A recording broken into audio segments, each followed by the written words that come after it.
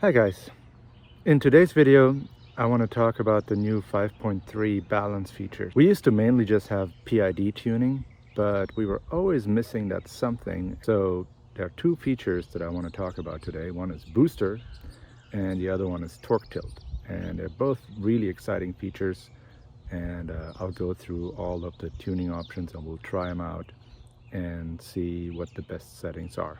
Let's take a look at the VESC tool again. In the Balance Tune tab, there is some new and exciting features like booster and torque tiltback. And before I talk about those, I just want to give a quick refresher on the PIDs. Essentially, this is used for tuning your board, and in 5.2 or until 5.2, this was the only thing we really had. If you're just starting out, set it to something very soft and forgiving, like the 30500, like I did above. If you are a little bit more experienced, you'll probably want to up that a little. It's important to remember that as you increase your P, you also need to increase your D. The I, you can keep it at 0, and some people ride with it at 0 the whole time. If you're living in a very flat area, then it doesn't really matter if you have no I component. 0 is totally fine. But if you do have hills, that's when you need to start trying values of 0.002 and up. But be very careful. The highest safe value is something like 0.01. So don't accidentally put in 0.1. Your board will go flying. Now let's take a look at the new features. In my opinion, torque tiltback is the most important new feature, and it's really revolutionary. I'll try to explain a little bit. The basic principle everybody knows: when you push the nose of the board, you go faster. Pull up on the nose or push down on the tail, you slow down. Now, the same principle continues when you're going uphill. But naturally, the board has no idea that you're going up a hill, so the nose will get closer and closer to the street, and that means you have less and less room to change your board angle to go faster. Sure, you can slow down, but you can no longer go up. That means that once you have reached about a 20-degree angle, there's no way you can go up on a normal one wheel. Now, the torque tiltback feature essentially senses the increased current, and based on the increase in current, it tilts your board up so that the natural resting point of the board is higher than normal. And it's configurable how many degrees. So now you have a lot more space for accelerating by pushing the nose down, which means theoretically you can travel up steeper angle. The same thing works on the downhill in reverse. Because of the increased negative currents going down, you have a board that's tilted downward a little bit from its natural angle, and therefore you have more space for pushing the brakes, so to speak. And how is this revolutionary? Well, compare this to elevated mode. You could argue, well, it's the same, right? The nose goes up, meaning I have more room for accelerating and pushing it down. But what happens when you're in elevated mode and now you go back downhill? Wait a minute. The board is essentially still pointing up.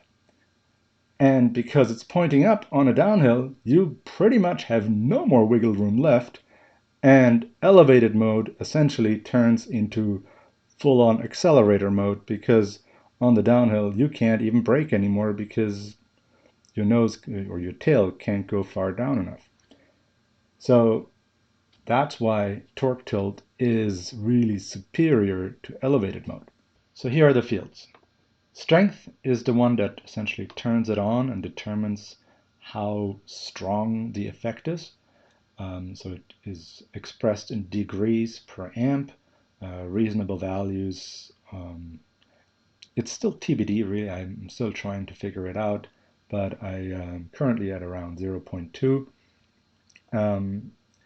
Then the threshold tells you at what current it will start. So here, if you're above 20 amps, it would start acting. The next one is angle, or the angle limit. That's how many degrees at most it will tilt. Then there is speed, so how quickly the board will tilt. So if your board jumps if your currents jump up to 50 amps like right away, then you will only go up by about 2 degrees per second. So if you have a total of 4 degrees, it'll take 2 seconds for that tilting to happen. So as an example, for my settings, my torque tiltback starts at 20 amps, and then the end current, like what is the maximum current where I will reach the 4 degrees of extra angle, that would be 60, because I'm starting with 20, and then I have 4 degrees divided by 0.1 in the strength, so that's how I get the 60 amps at most. Meaning my current, when it's anywhere between 20 and 60 amps, I will get torque tiltback. I will get 4 degrees at 60 amp and 0 at 20 amps. Here's the steep driveway I have to deal with every day. Just for reference, I'm going to try it with only P of 4, nothing else, and you can see I have no chance of getting up there. Luckily I've got my fangs, so I can just rest on them, but I can't get up. Now when I increase the P to 6, you can see that I can make it up, but mainly thanks to the fangs that prevent my nose from scraping on the ground. Now I'll show you my favorite settings from 5.2, where I have an I of 0.005, and you also notice that my P is lower, it's only 5, but you can see that I can make it up the hill pretty easily, even if the acceleration is a little bit slow. So let's add some torque tiltback to that. 20 amp threshold, 0.1 per amp, 4 degrees in total. And you can see my nose is quite a bit higher than before. Now let's decrease the start threshold even lower to 10 amps and see what that does. I honestly couldn't feel a huge difference here, but you can see in the slow motion that the nose is really quite a bit higher, and if I wanted to accelerate, I have plenty of room to lean forward and get faster on the uphill. Now my last change is to increase the strength. Let's do 0.2 per amp. So that will give us a steeper ramp up, and I really like that setting. It really helped me going up the hills, and also on the downhills there's a big improvement as well. So I'm going to go with that setting going forward and see how that does in real life situations. The next feature I want to point out is Booster. The idea of Booster is to give you the ability to have a soft configuration in the center using your PID settings. So let's look at the different fields. Start angle defines at what angle the boost starts to kick in, and then ramp up tells you what is the area of the angle where the current goes up to the maximum. If you have 1 degree here, that means that anywhere between 8 and 9 degrees, your boost will start to kick in. So at 8.5, you will get 50% of the configured boost. Default is 0, which means boost is off. When you set 10 amps, for example, then you would get no boost at 8 degrees, 5 amps at 8.5, and 10 amps at 9 degrees, and also 10 amps at 10 or 11 or 12 degrees. Now, do these defaults make any sense for a one wheel? I don't think so. I think that for me to try to play with them, I actually haven't been able to trigger boost during normal riding using these settings, because 8 degrees is just way too much. If you've ever logged your pitch angle in the VESC app, in the Android app, then you will see that you're bored when you're riding normally. You never go to 8 degrees unless you have very soft PID settings, or when you're rocking back and forth in your garage, then you can reach some pretty extreme angles. And that happens to be actually the only place where I ever triggered booster, and it was not a very pleasant feeling. So the whole 1 degree ramp up doesn't make a lot of sense to me. So these example values, or these default values, they're, in my opinion, not usable at all.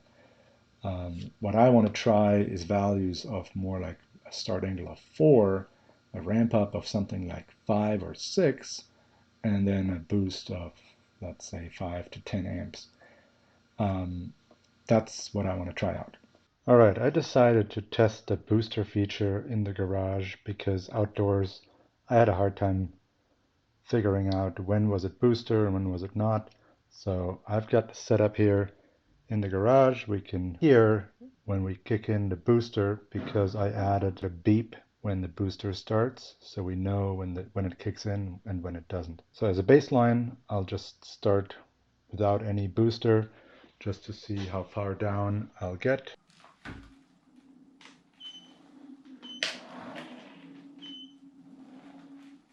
All right, so we actually heard the beeps, which means that we did exceed the start angle, but we didn't have any boost configured, so there was 0 amps added when we exceeded 8 degrees. So it turns out it's pretty easy to get to these 8 degrees in the garage. So let's add some booster. So let's say, I don't know, I'll do 5, making stuff up here.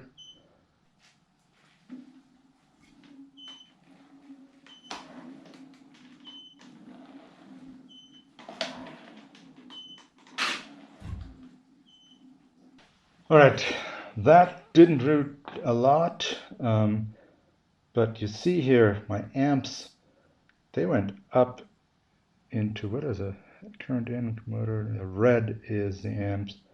So I got into the 60s. Adding 5 amps when you're already above 40 probably doesn't really do much. You don't really feel it. Let's add it a little earlier, 6 degrees, and give it a little wider range, 3 degrees ramp up.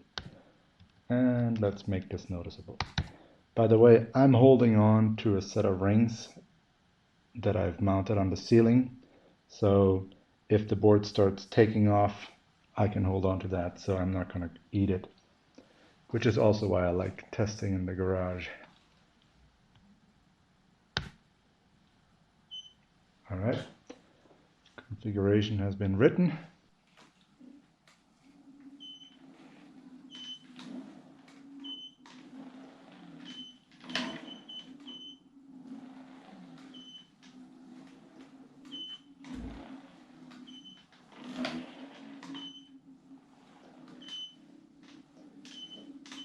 Yes, I still have the soft feeling in the center, but I can now really accelerate away.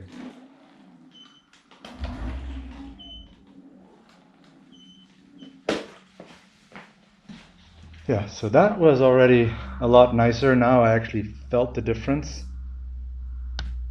I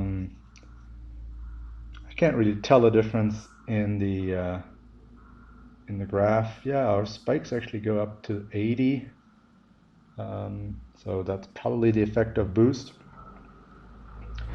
But let's see that even more. Let's see if we can make our tune even softer. Let's go crazy here and do 2.5 and 1200 and keep the boost. But actually, you know what? Yes, let's start at 5, spread it over 4 degrees, and let's do 30 amps. Okay, so let's write that.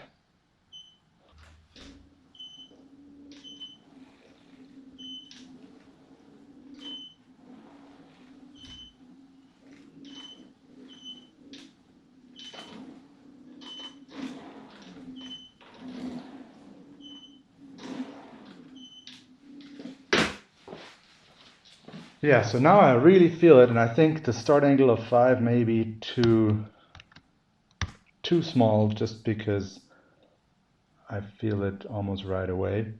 So, and you know what, let's go back to 8 just to see if I can still feel that trigger.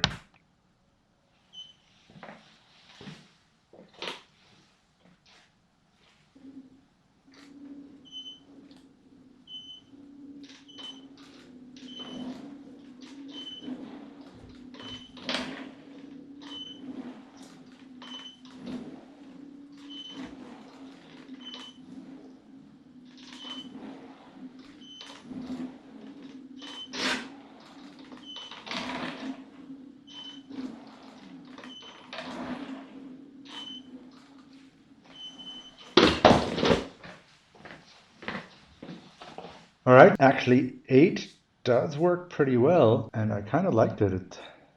It stayed soft. I could still drag my nose if I wanted to, really, but I really felt the acceleration. And just so that I kind of better appreciate what I just experienced, let me turn the boost back off.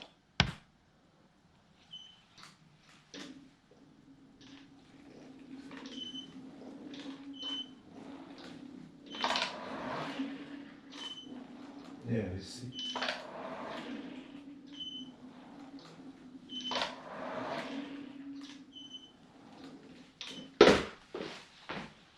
All right, so now I think the effect is really clear. I was able to drag my nose for a long time. So yeah, if you like doing fang drags or whatever it's called, then boost is not going to help you there. But yeah, I think what I just had, 8, 4, and 30 was really good. I think the ramp up of 1, let's go back to 1 here, and I think I'm actually a little scared. Let's do 2, but I think I wanted a bit wider of a range because I don't want it to just kick in at 8 and then be at the max at 9 or 10. Let's try that.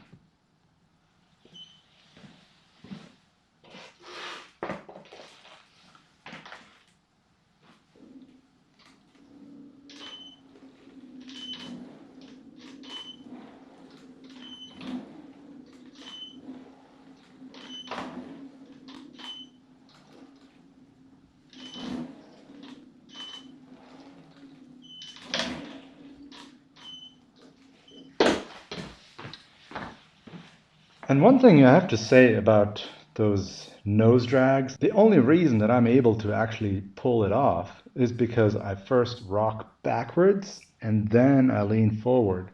That's what allows me, I would call that the garage effect, because once you're outdoors and you're just riding forward and out of a standstill, it's actually a lot harder to do a nose drag, especially with these settings. So I would say I liked the 4-degree better. But yeah, I mean, that seems like it's the right kind of setting. So if you like it loose and you still want to be able to boost by leaning forward aggressively, this is really where you want it. So booster worked really well in the garage. Let's try it out outside and see how it does there. All right, let's go and test all these settings in real life. What the heck? I'm recharging the battery so much right now. Is he pulling? Yeah. Good thing the battery's not completely full. Okay. First test of the booster feature in the wild. Right. Well, this is so different.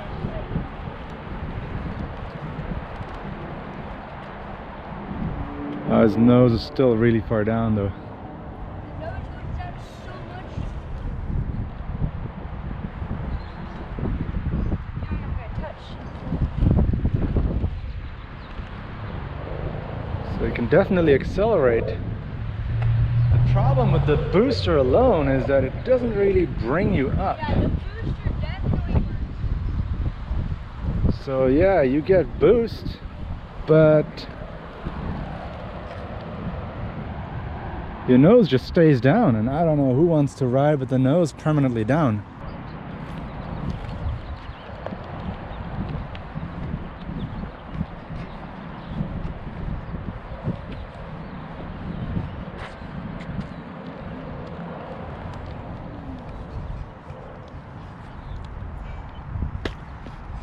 I do not like this.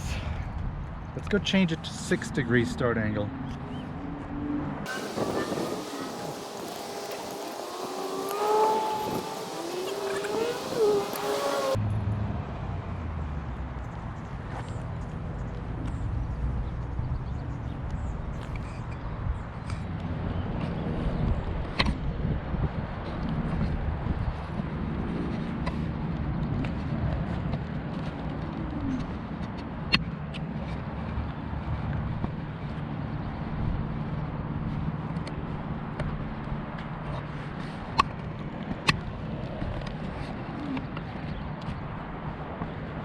Well, 6 degrees is more manageable, but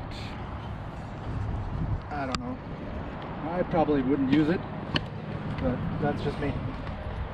Let's go and try some torque tiltback. Alright, there was a great intro. And let's try torque tiltback to make sure that it actually doesn't have any side effects.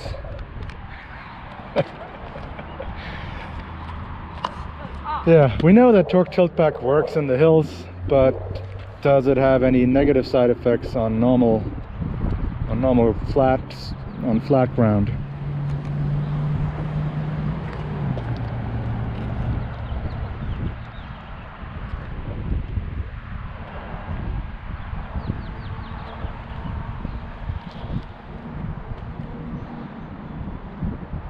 Looks pretty smooth to me.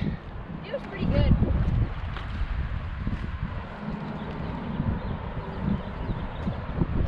Do you even notice a difference? Not really. No, right? It's just like before. Just like before. That's good.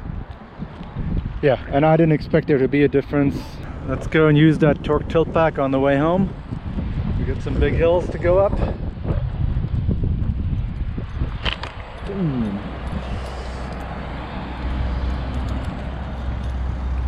Jigger this side.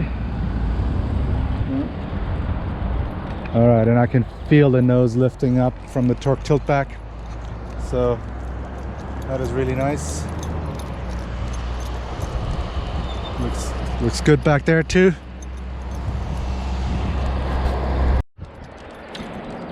Yeah, overall I would say torque tiltback is definitely a keeper. I'm gonna have that in my standard settings.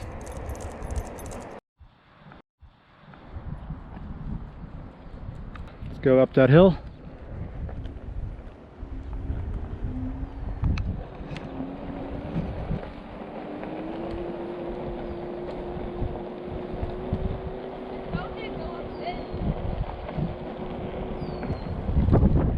All right, that feels super nice, and that's what we need. So if you got hills, torque tiltback is your friend. Where's the dog? Come on, you got this, buddy. Let's go, buddy. All right, guys, let me summarize my observations. Torque tiltback is definitely a winner, and I'm gonna keep using it. I've been using it actually the last week or so. And booster, while it really looked promising in the garage, outside in the real world, it just doesn't work.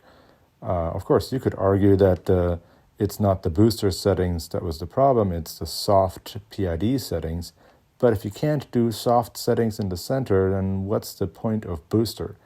I didn't need booster to go faster. I already had pretty hard settings, so you would never really need the extra boost. But the whole idea was to have soft settings in the center and then use booster to get that kick to be able to accelerate, which I thought was really what we were after. So we need to go back to the drawing board and figure out some other way of getting this soft feeling while still allowing normal riding. What I would like to see is that the stiffness of the board increases as I get faster, something like speed-dependent PIDs. So I'll play around with that. I'll do some changes to the firmware myself and see how that feels, because now I really feel like I want to figure out a way to achieve this holy grail of soft center and being able to accelerate hard and ride normally. But I do think that once I'm going 10 miles an hour or more, I don't want my nose to be nearly touching the ground. So I think this should be feasible, but unfortunately, just a booster alone as an add-on did not do what I hoped it would do. All right, guys, this is all I got. See you guys next time.